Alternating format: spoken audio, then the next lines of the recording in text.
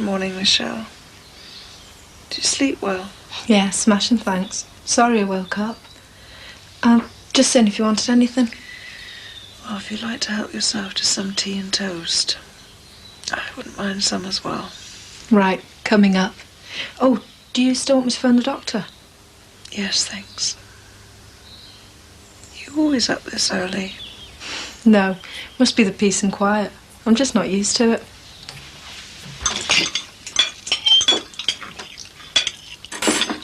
Thanks. Cheers.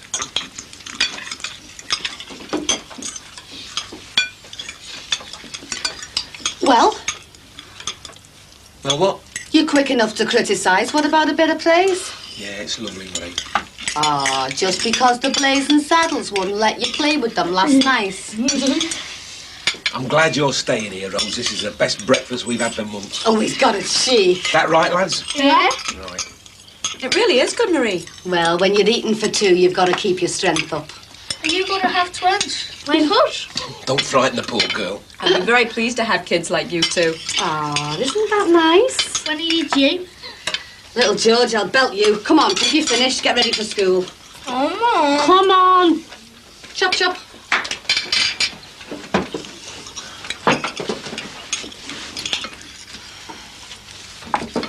Sorry about that, Rose. It's all right. They get a bit cheeky on times. Well, it isn't that so much as inquisitive. You know, lively-minded.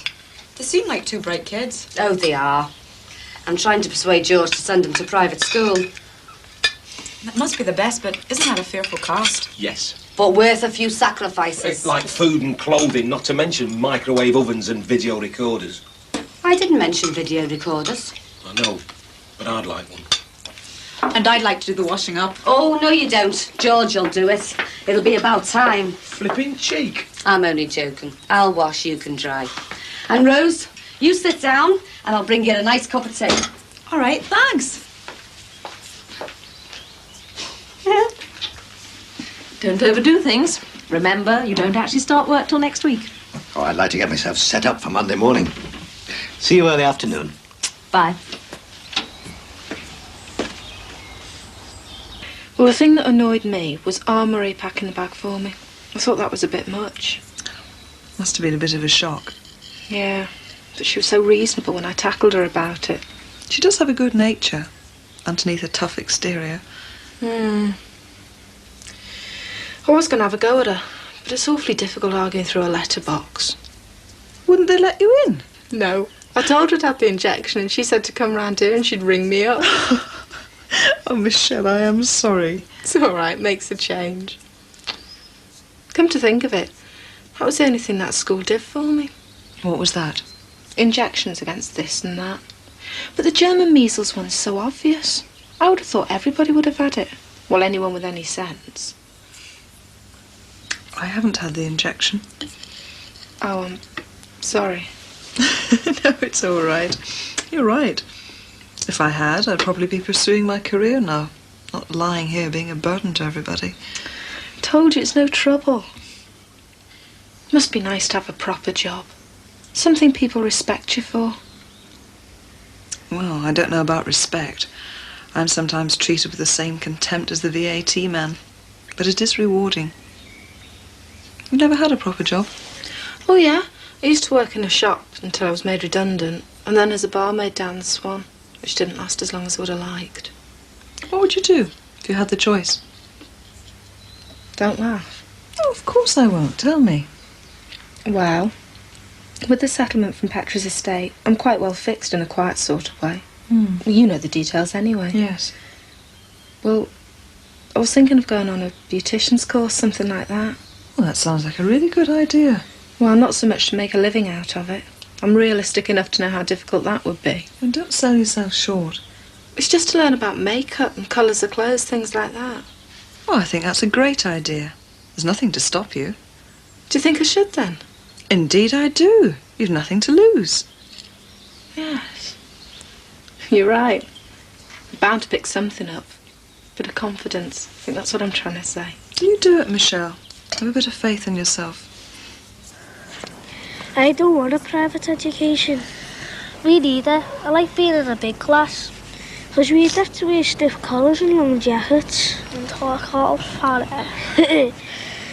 I know, let's tell we got the German measles. It's too obvious. Let's take us something better. Yeah, because I don't fancy staying there all day. Come on, you two. You're going to be late for school. What have you got that cap on for? To be thinking cap. Come on. Ta-ra. Yeah. See ya.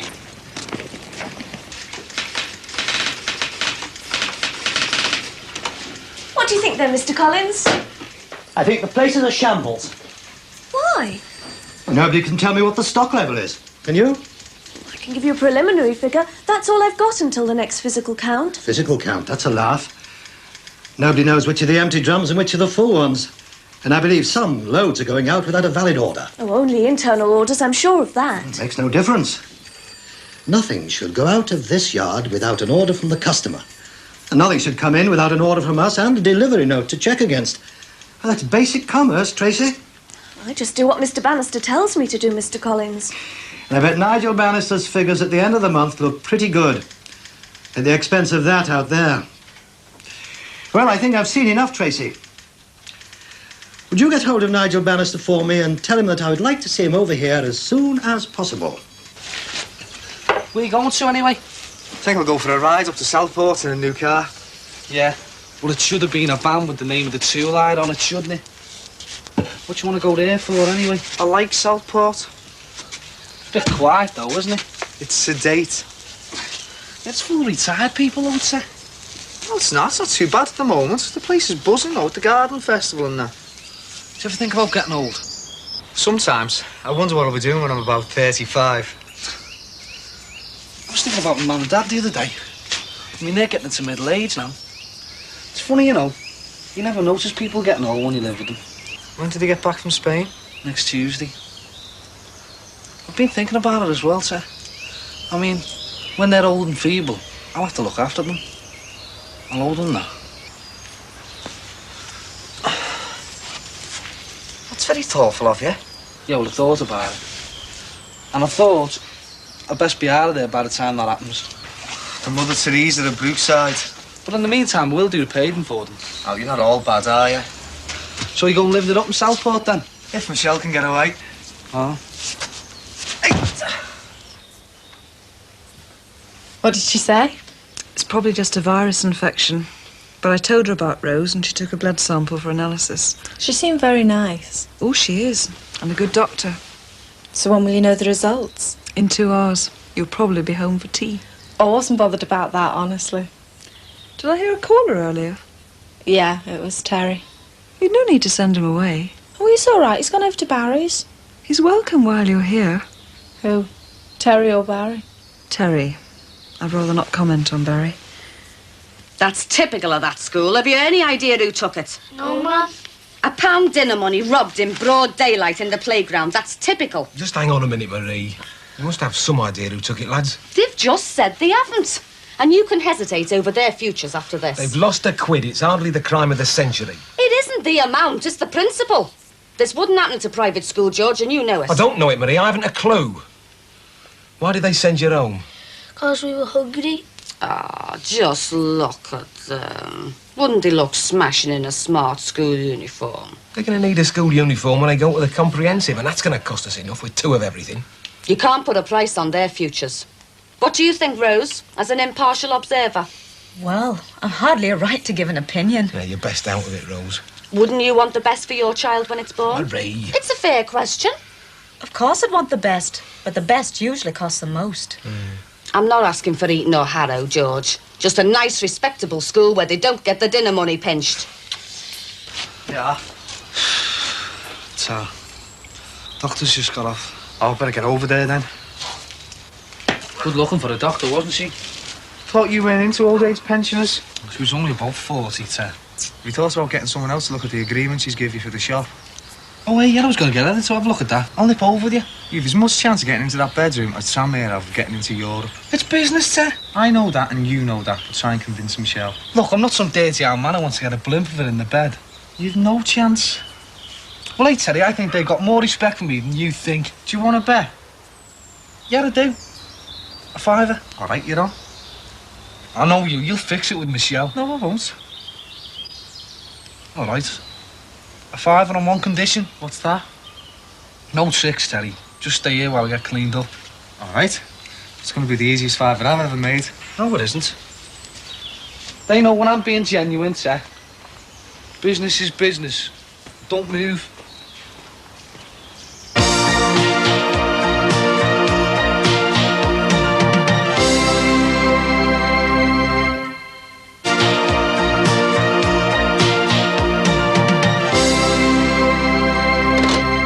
That was our Michelle. The doctor's been and taken a blood test, said they should know shortly what's up. Is it not German measles then? It might be, or it might be a virus infection. Anyway, the doctor said we did right keeping you away from her. Right, what was I saying? I was saying that I've done all right with just a normal education. Ah, look at him. God love him. He really believes that, Rose. What do you mean? We'd still be stuck on a council estate unless for tragic circumstances, not because of your dynamic job or wages. And we'd be quite happy and contented. Because we wouldn't know any better. I think I'll go for a little walk. No, no, no. Don't feel as though you'd have to be out the way. This isn't an argument we're having, Rose. This is a discussion that anybody can join in. Yeah, as long as you're on Marie's side, eh, Marie? Because the girl can see the sense of it, that's why. Hey, here's something I've never told you. Shall I walk the kids back to school for you? No, love, don't trouble yourself. Come on then, George. What's this startling revelation? Last week, I was asked to take part in the general knowledge quiz down at the Swan, possibly with a partner. You, if you want. You'd be quite appropriate. It's for husbands and wives. Oh, well, I'm gobstruck. And there's me been treating you like a divvy all these years. What do you think about that, Rose? Congratulations. Yeah, well, you can mock, but they very nearly got through to the regional quarter-final of the pub quiz team national contest 3 years ago. And why have they asked you? Because I've got a very good knowledge of general knowledge. Yeah, no way. I'm forever sorting out arguments down the pub, and I didn't need a private education. Right.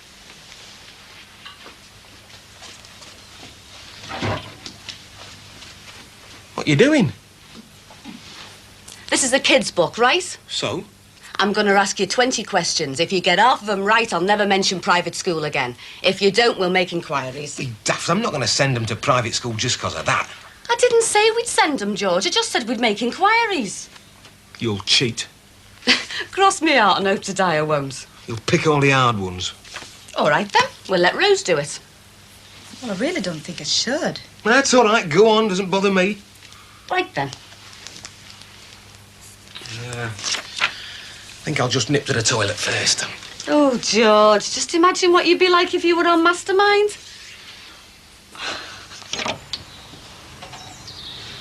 Sonia! I don't believe it. How lovely to see you after all this time. And it's all been my fault. How are you, Annabelle? Fine. Come in. I heard you weren't starting till next week. I'm not. It's just as well I came over today to start to reorganize. We've been managing perfectly well like this for the past 8 years. You mean nobody's taken any interest in the subsidiary for that long? Tell me, Paul, exactly what is your brief? I thought you'd been put out to pasture. I've come over to sort out the sods in this particular field. I hope you're not going to try and make a name for yourself at the expense of other people's departments. For years and years, Petrochem have been buying in chemical consumables.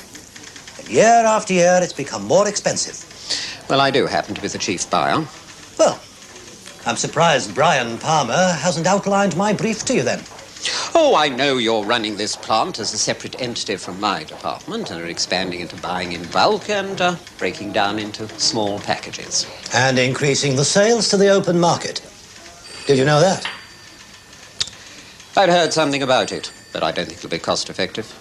I'm going to make sure it is. You're here to supply the general needs of the main factory. In the most efficient way. In any way that doesn't hinder the mainstream product. We can't be treating you like another wholesaler. Why not? Why not? Because suppose the time comes when we need a particular commodity and you've promised it to an outsider.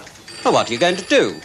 Leave the parent company short? If it's already committed to somebody else, yes. But isn't that where you come in? What do you mean? Well, as you yourself said, you're the chief buyer. If the factory runs short of materials, well, that's your responsibility. It's your job to make sure that doesn't happen. Don't you try and tell me my job. It was you they made redundant. I've been with the company 22 years. It was my department that was made redundant.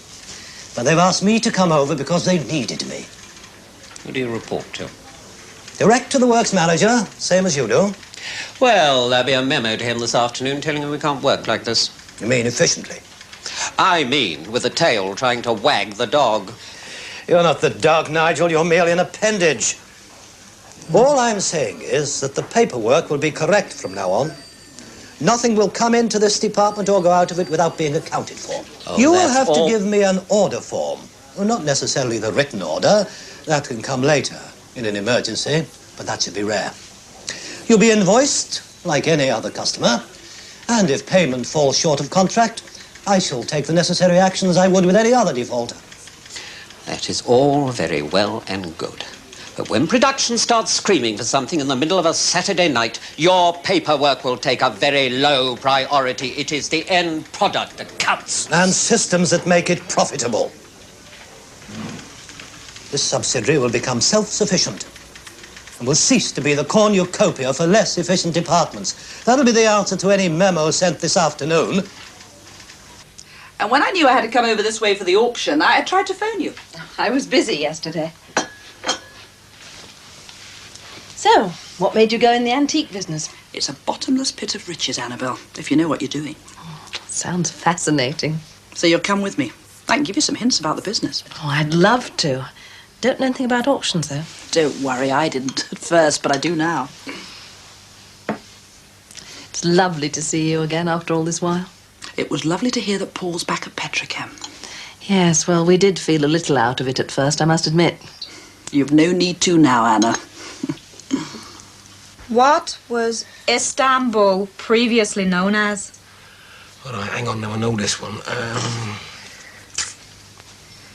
It's Turkey, isn't it? Is that your answer? No, I'm just thinking out loud. Little George?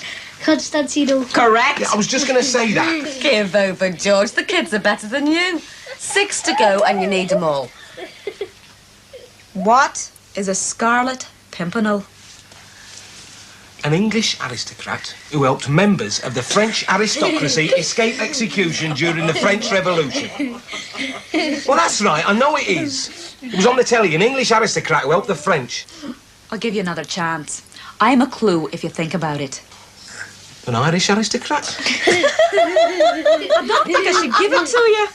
Look, it's right, that Sir Percy somebody or other. It was on the telly, and he was English, not Irish. It's the name of a flower. You failed, George. I haven't, I got that one right. Gary and little George have beaten you. Yes. Good job the dog's out. You're not going up, I know you. Oh, look, Michelle, he said she was awake. It's only for a minute, and it is important. He's desperate to see her in bed. Look, shut up, Terry, or it's void. Oh, don't tell me. This is another daft bed. No, it isn't, Michelle, honest. It's business. Business? Yeah, well, we want to show these forms and that, you know, for the tool-eye business. Well, you'll have to wait until she's up. All right, Michelle, I'm not winding you up, honest. Honest, you don't know the meaning of the word.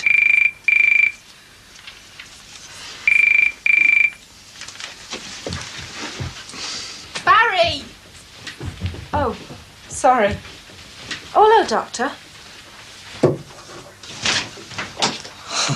Barry, what do you want? Well, I just called around to see how you are and if there's anything I can do for you, you know. Well, there's nothing I need, thank you. Hiya. Is there a queue out there? I was just passing. How are you?